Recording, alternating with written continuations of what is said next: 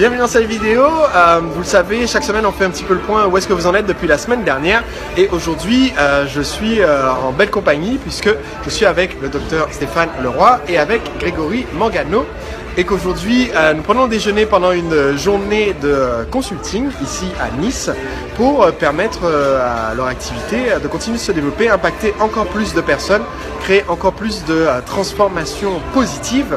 Et aujourd'hui, on a, je pense, déjà couvert pas mal de chemin. Oh oui, étonnamment, on a travaillé énormément, on a presque eu mal à la tête d'ailleurs, mais on a vraiment bien avancé dans ce que l'on recherchait éventuellement, et on a fait beaucoup de découvertes, hein, de nouvelles approches, de nouveaux points de vue très enrichissants et qui nous remettent en cause également non pas le fond du travail mais la forme, et donc ça c'est vraiment passionnant, quoi. C'est très utile, ouais. Alors, est-ce que tu peux nous présenter, Stéphane, ce que tu as créé et ce que fait ton activité?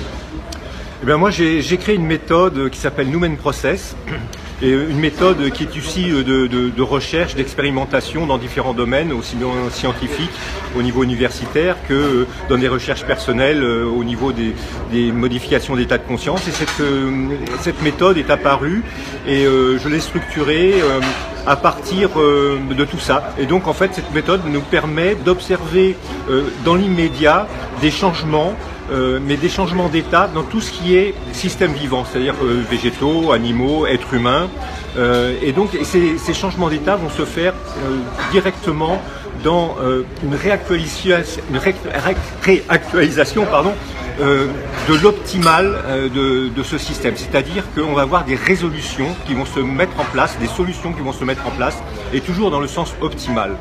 Et donc c'est une technique qui utilise à la fois du cognitif, c'est-à-dire une approche de la problématique, une deuxième phase qui est une phase de relaxation à travers le corps, une troisième phase qui est une phase de modification de l'état de conscience, mais quelque chose de très facile à faire, de très surprenant, et qui va nous permettre d'observer directement quelque chose qui se passe de nouveau, et on va pouvoir observer que ce soit au niveau de la santé, que ce soit au niveau des matériels, que ce soit au niveau relationnel, émotionnel, à différents niveaux, des modifications, ce qu'on appelle le processus lumineux, qui va se déployer dans l'espace-temps de la personne et qui va apporter les solutions ou les résolutions, soit dans l'immédiat, soit à quelques jours, soit à quelques semaines. Voilà.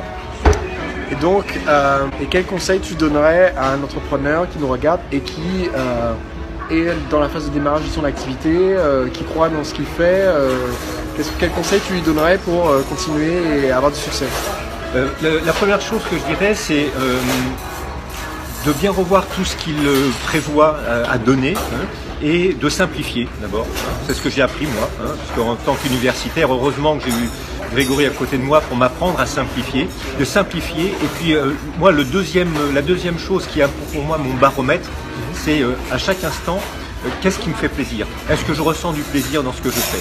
Et ça, pour moi, c'est vraiment un baromètre qui me dit ce que je suis en train de faire là, c'est juste ou c'est bon. C'est ma façon de voir les choses, c'est ma façon de ressentir. Mais je crois que c'est quelque chose d'essentiel, et d'ailleurs qui est reconnu, hein, en neurosciences, hein, cette notion de plaisir à faire les choses, donc à créer une formation ou à recevoir ou à créer un produit, eh bien c'est vraiment notre baromètre qui nous dit là je suis bien, là où je suis et dans ce que je fais. Pour moi c'est vraiment l'essentiel. Moi ce que je recommanderais, ce serait de mettre en place un système pour recueillir des témoignages le plus vite possible, parce que c'est vraiment très important. Au niveau simplement envoyer un email au tout premier client, leur demander un petit témoignage vidéo sur Facebook, etc. Mettre en place un système qui permet de recueillir des témoignages, pour moi c'est vraiment très important, parce que ça donne une preuve de l'efficacité à nos futurs clients. Et deuxièmement, c'est toujours de ne pas se reposer sur ses lauriers, de toujours apprendre, tester, améliorer et toujours se former continuellement. Voilà.